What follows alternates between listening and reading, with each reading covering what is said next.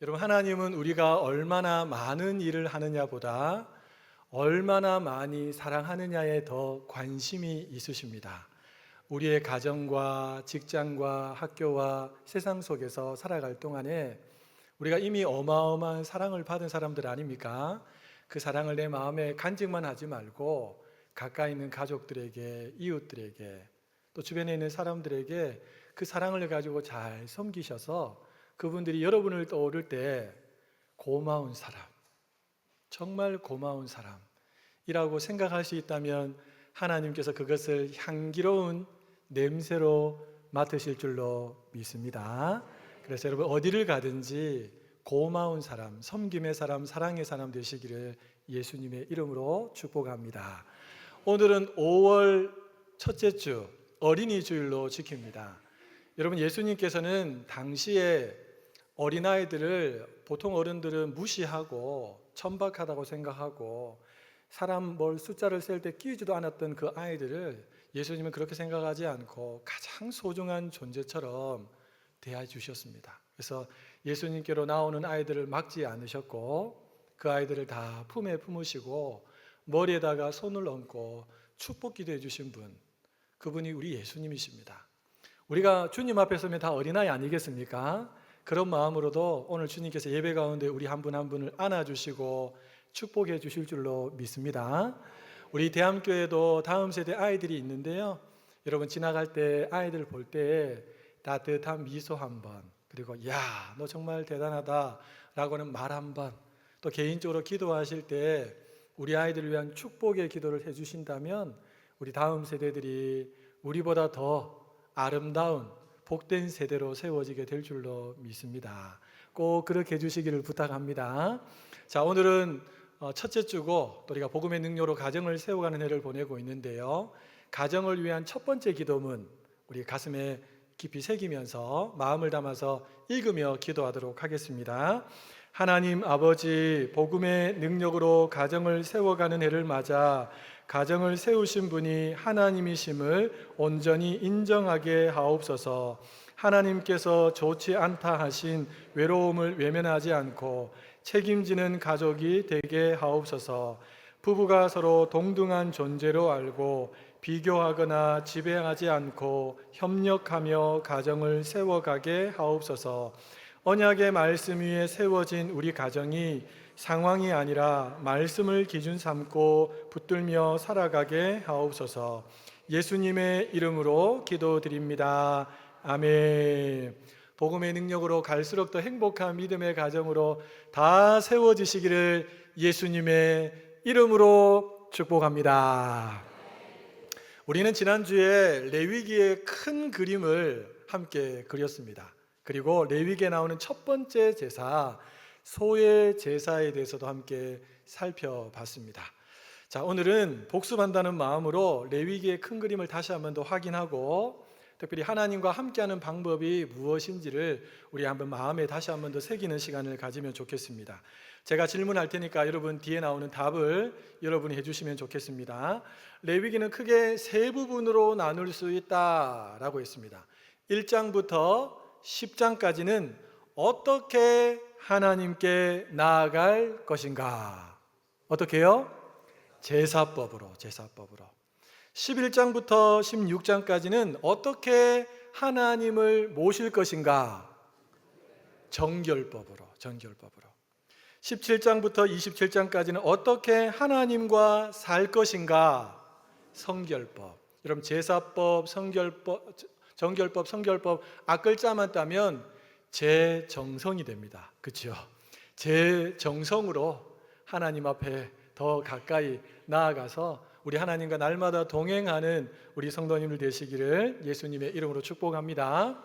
우리는 지난주에 또 출애굽기 마지막 장과 레위기 1장이 연결되는 부분들도 함께 나누어 봤습니다.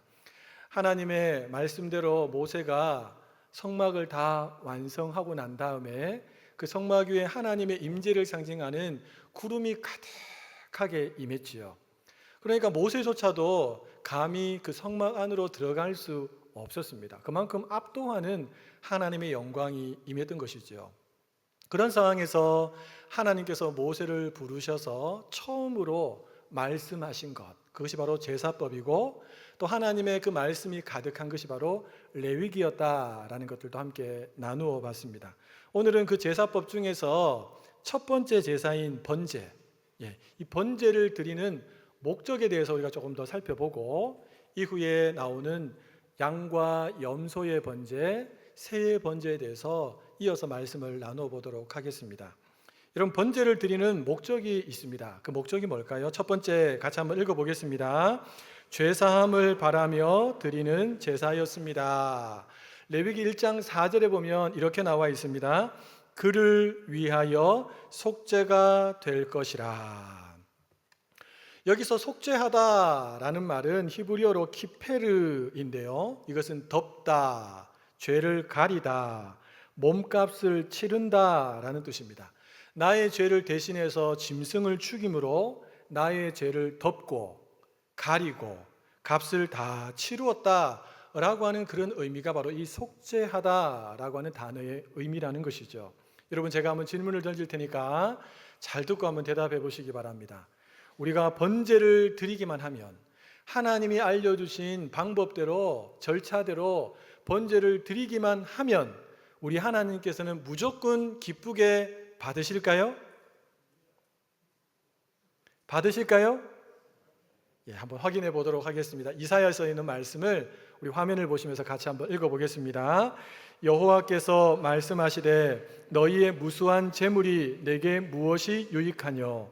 나는 순양의 번제와 살찐 짐승의 기름에 배불렀고 나는 수송아지나 어린 양이나 순염소의 피를 기뻐하지 아니하노라. 너희가 내 앞에 보이러 오니 이것을 누가 너희에게 요구하였느냐? 내 마당만 밟을 뿐이니라. 아멘. 여러분, 이런 하나님의 마음, 번제의 어떤 형식이나 절차보다도 번제를 드리는 그 봉헌자의 마음이 훨씬 더 중요하다는 사실을 깨달은 사람, 그리고 깨달은 대로 살아간 사람이 있었습니다. 그 사람이 누구냐 하면 다윗입니다. 우리 다윗의 고백인 우리 시편 51편에 나오는 말씀을 같이 한번 읽어보겠습니다. 주는 제사를 즐겨 아니하시나니 그렇지 않으면 내가 드렸을 것이라. 주는 번제를 기뻐 아니하시나이다. 하나님의 구하시는 제사는 상한 심령이라. 하나님이여 상하고 통회하는 마음을 주께서 멸시치 아니하시리이다. 아멘. 무슨 말입니까? 하나님은 번제 그 자체보다도 번제를 드리는 그 사람의 마음, 정말 죄에 대해서 안타까워하고 아파하는, 상하고 통회한 상한 심령을 가지고 하나님 앞에 용서를 구하는 그 마음을 하나님은 더 중요하게 보신다는 것입니다. 자, 번제를 드리는 목적은 무엇일까요? 우리 둘째도 같이 한번 읽어볼까요? 순종과 헌신 그리고 감사를 표현하는 제사였습니다. 창세기 22장에 보면 하나님께서 아브라함에게 내 독자 내 아들 이삭을 뭐로 바치라고 그랬습니까? 번제로 바치라고 그랬습니다. 번제. 우리가 지난주에 번제를 어떻게 바치는지 다 여러분 기억하고 계시죠? 이따가 제가 한번 더 복습할 텐데, 그렇게 자기 아들을 하나님께 번제로 바치라고 했을 때, 여러분, 이 아브라함이 자기 아들을 데리고 모리아산으로 가지 않습니까? 그리고 진짜 번제를 드리려고 했습니다. 여러분, 여기서 아브라함이 드리려고 했던 이 번제, 아브라함의 죄를 속하기 위한 제사였습니까? 아닙니다. 네가 정말 나를 주인으로, 너의 전부로, 가장 소중한 분으로 인정하는지 하나님은 순종의 제사를 받기를 원하셨습니다. 그래서 하나님이 아브라함에게 요구하신 것이 번제였습니다. 뿐만 아니라 출애굽기 18장에 가면 이스라엘 백성들이 출애굽, 하나님께서 이스라엘 백성들을 출애굽시키시죠. 출애굽한 다음에 모세가 누구를 만나냐 하면 자기의 장인이었던 이드로를 만납니다. 이드로를 만나서 어떻게 이 많은 백성들을 애굽에서 건져내었는지 하나님이 행하신 일들을 모세가 설명하기 시작했습니다. 그러자 그 이야기를 다 들었던 이드로가 하나님께 찬송을 드리기 위해서 번제를 드립니다. 여러분, 이 번제는 죄를 속하기 위한 번제가 아닙니다. 하나님께 감사, 찬양, 헌신, 이것을 드리기 위해서 드린 번제가 바로 이드로가 드린 번제였습니다. 자, 세 번째 같이 한번 읽어보도록 하겠습니다. 비상한 상황에서 하나님의 도우심을 구하는 제사였습니다. 여러분, 사무엘상 7장으로 가면 사무엘이 이스라엘 백성들을 미스바로 다 불러 모읍니다.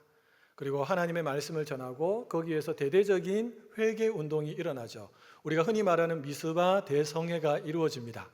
한참 은혜 가운데 죄를 통회하고 자복하고 말씀을 통해서 은혜 받고 있는데 갑자기 블레셋이 쳐들어온다라는 소식을 듣습니다. 무방비 상태에서 쳐들어오면 이제 끝장이 난 거죠. 그때 이스라엘 백성들이 사무엘에게 우리를 저들의 손에서 구원해 달라고 요청을 합니다. 그러자 사무엘이 그 이야기를 듣고 한 행동이 나오는데요. 우리 사무엘상 7장 9절 말씀도 같이 한번 읽어보겠습니다. 사무엘이 젖 먹는 어린 양 하나를 가져다가 온전한 번제를 여호와께 드리고 이스라엘을 위하여 여호와께 부르짖음에 여호와께서 응답하셨더라. 여러분, 여기서 나오는 온전한 번제는 속죄제가 아닙니다. 그리고 감사와 헌신, 순종을 의미하는 번제도 아닙니다. 이 번제는 하나님의 도우심, 하나님만이 나의 도우심이 되십니다 라고는 믿음을 가지고 드린 제사였습니다. 자, 정리 한번 해보겠습니다. 번제를 드리는 세 가지 목적이 있다고 말씀드렸습니다. 첫 번째는요, 속죄를 위해서 번제를 드렸습니다. 두 번째는요, 감사와 헌신과 충성, 이 순종을 위해서 드린 제사가 바로 번제였다. 세 번째는요, 비상 상황에서 하나님의 도우심을 구하는 제사가 바로 번제였다라는 것입니다. 자, 오늘날로 우리가 이 번제의 의미를 가지고 온다면 이렇게 할 수 있겠죠. 우리가 성령의 인도를 따라서 매일매일 살아가기를 원하는데 나도 모르게 내 안에 본성이 다시 훅훅 올라와서 저 말해서는 안 되는데 내가 악한 말을 해버렸어요. 누군가의 마음을 무너뜨린 거죠. 또 저런 행동해서는 안 되는데 그 행동을 한 거예요. 말과 행동은 하지 않았지만 마음으로 누군가를 미워하고 막 마음으로 막 욕을 했어요. 그것도 여러분 다 죄지요. 이런 죄를 우리가 범했을 때 어떻게 해야 합니까?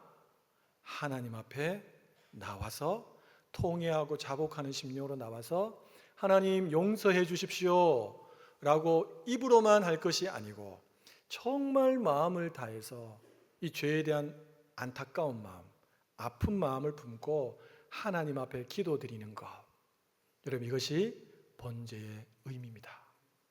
또 어떤 의미가 있을까요? 말씀을 듣다가 수련회나 성경학교나 집회에 부흥에 참여했다가 말씀을 듣는데 하나님의 은혜가 물밀듯 밀려오는 거예요. 하나님이 너무 그 하나님이 나의 아버지가 되시고 나를 돕는 자가 되시고 그분이 너무 좋으신 분이라는 것이 내 마음속에 훅 들어오는 겁니다. 그러니까 주를 위해 살고 싶은 마음이 일어나고 내가 어떻게 하면 좋을까? 이러다가 내가 주의 몸된 교회에 남들이 안 섬기는 자리에 가서 내가 좀 헌신해야 되겠다 이런 마음도 일어나고 감사하는 마음도 막 일어나는 거죠. 이 마음이 일어날 때 마음으로만 끝내지 않고 그 마음을 있는 그대로 가지고 나아가서 헌신하고 감사를 표현하고 찬양하는 것, 여러분 그것이 번제의 의미입니다. 또 어떤 것이 있을까요? 인생을 살다가 내가 도무지 감당할 수 없는 큰 위기를 만났어요. 그때 내 힘과 내 지혜로 도무지 감당할 수 없어서 사람을 찾아가야 되지요? 머리를 굴려야 되지요? 아니에요. 모든 것을 하나님이 풀어주신다라는 믿음을 가지고 전적으로 하나님께 매달려서 기도하는 것, 여러분 그것이 바로 번제입니다. 오늘날에도 우리는 이 번제의 정신을 가지고 얼마든지 하나님 앞에 나갈 수 있습니다. 우리의 손에 들려진 것은 없지만 우리가 하나님께 나갈 때 뭘 가지고 나갑니까? 예수 그리스도라고 하는 최고의 재물을 들고 하나님 앞에 나가는 것이죠. 여러분 이것이 오늘 우리가 살아가는 시대에 우리가 받아 누리는 은혜요 축복인 줄로 믿습니다. 우린 지난주에 소의 번제에 대해서 살펴봤는데요, 여러분 소의 번제에 이어서 나오는 것이 양과 염소의 번제가 나오고 그 다음에 새의 번제가 나옵니다. 먼저 양과 염소의 번제는 여러분 그 절차가 소의 번제하고 똑같습니다. 똑같습니다. 표현이 약간 다르게 하고 특별히 저 앞에서 한 표현을 생략하기도 하곤 했지만 양과 염소의 번제는 소의 번제와 절차가 똑같다라고 생각하시면 됩니다. 한번 여러분 기억을 한번 되새긴다는 의미에서 제가 한번 이야기식으로 한번 풀어보도록 하겠습니다. 자, 죄를 지었어요. 내가 하나님 앞에 범죄했네. 누군가의 마음을 아프게 하고 내가 이걸 어떻게 하지? 하나님께 길을 열어주셨지? 그래, 한번 보자. 가축 중에서 한번 찾아보는 거예요. 찾아보니까 양과 염소 중에서 흠이 없는 수컷이 보여요. 그래서 그 놈을 딱 잡고 제사장 앞으로 끌고 나갑니다. 딱 끌고 나가면 제사장이 어이 김 집사 왔는가? 그래, 자 안수하게나. 그러면 그 머리에다가 힘껏 누르면서 안수합니다. 안수하고 난 다음에 날카로운 것을 손에 딱 쥐고 그 양이나 염소의 목을 확 베어서 핏줄이 팍 터져서 피가 헝거하게 팍팍팍팍 나오게 하죠.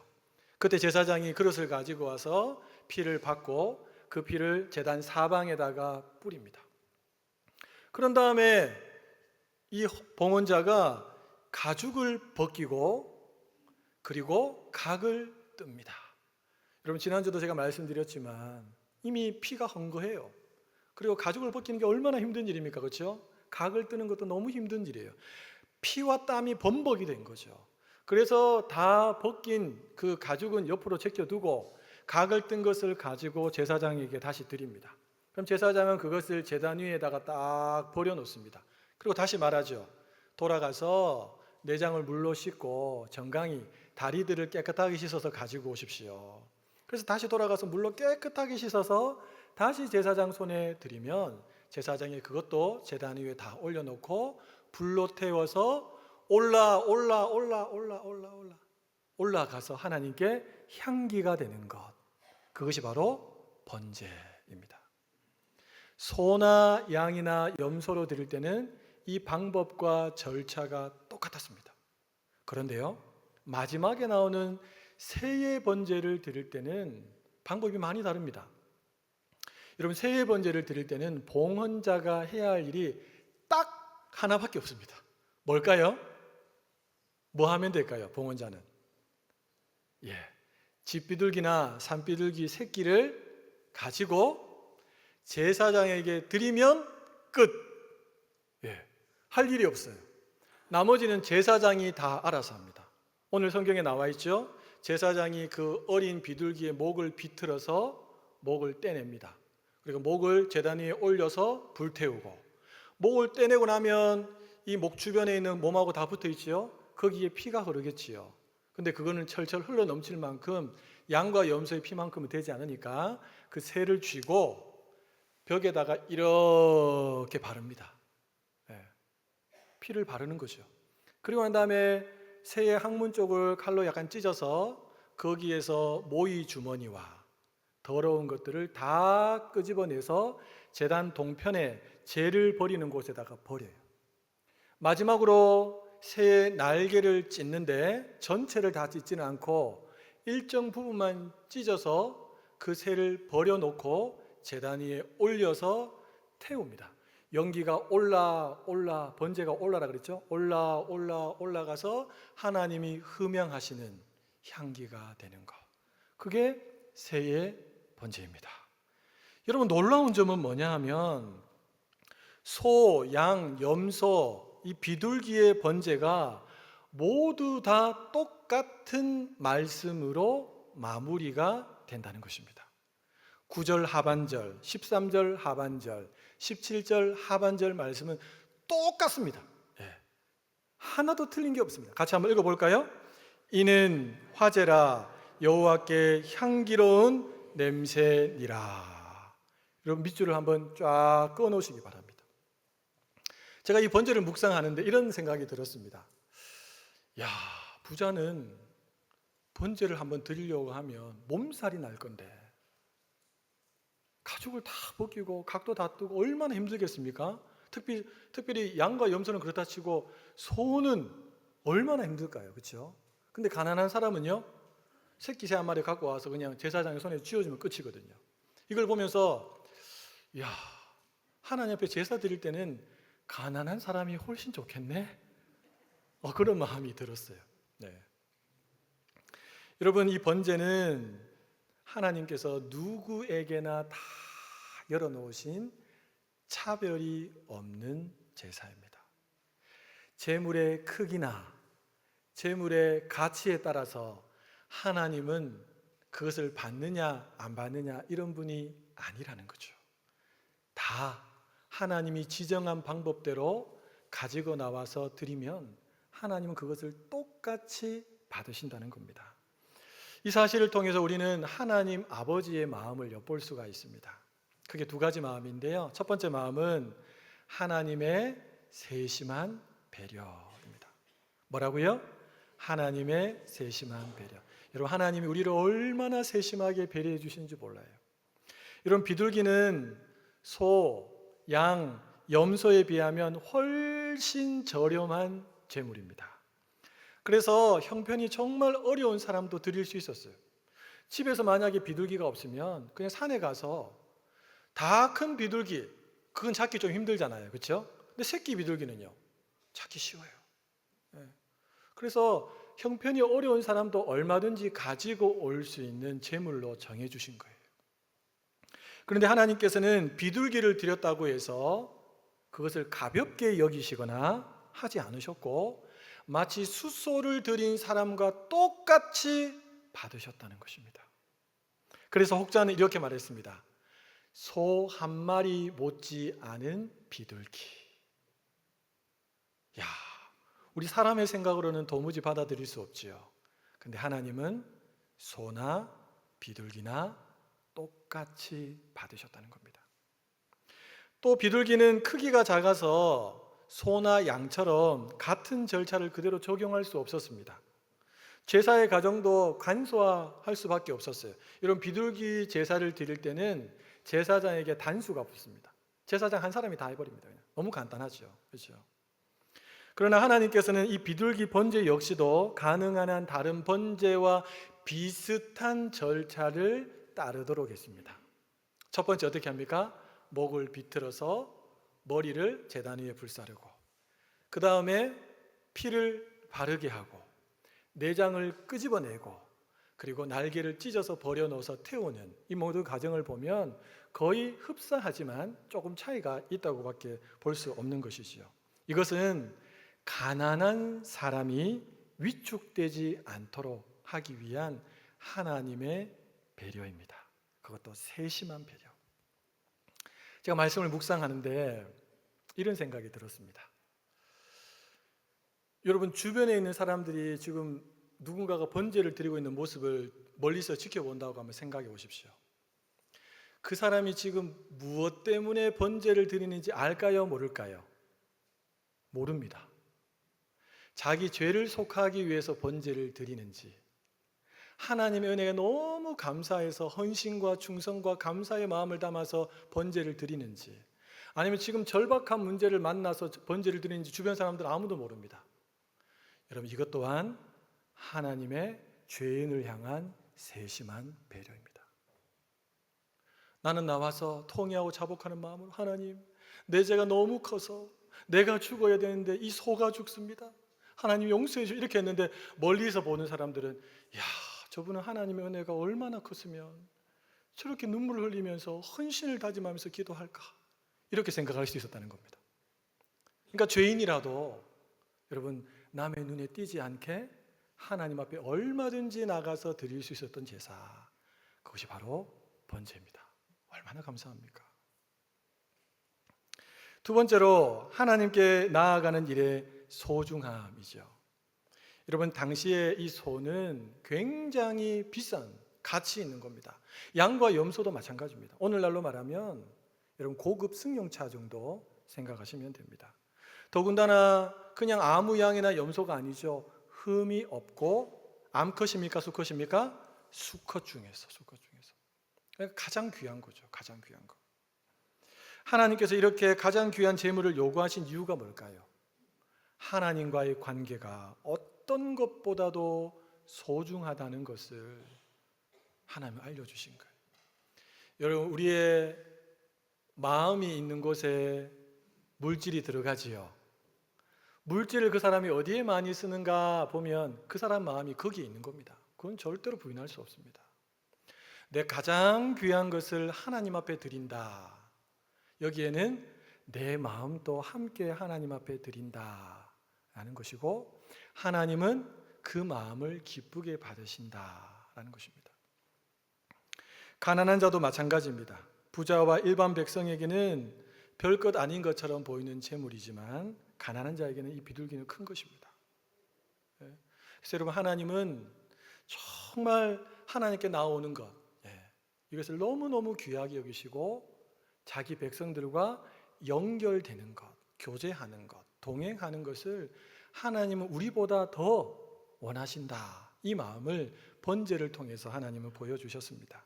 사랑하는 여러분, 번제는 가장 귀한 것을 하나님께 온전히 드리는 제사입니다. 하나님은 누구나 이 번제를 드릴 수 있도록 각자의 형편에 맞게끔 제물을 다 정해 주셨습니다.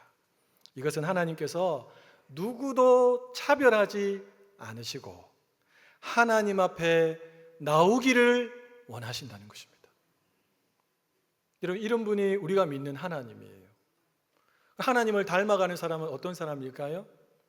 사람을 차별할까요? 사회적으로 덕망이 높다고, 지위가 높다고 그 사람을 더 존귀하게 대하고, 가진 것이 없고 비천하다고 해서 함부로 대할 수 있을까요? 아닙니다. 하나님을 진짜 아는 사람들은 우리가 그 지난주도 살펴본 것처럼 지극히 작은 자 한 사람이 곧 나에게 한 것이다 라고는 주님의 말씀을 기억하면서 모든 사람을 귀히 여기고, 특별히 가난하고 힘든 사람들을 배려하면서 그들이 불편하지 않도록 하나님께 나아갈 수 있게 도와주는 사람, 그 사람이 진짜 하나님을 닮은 사람이라고 할 수 있겠지요.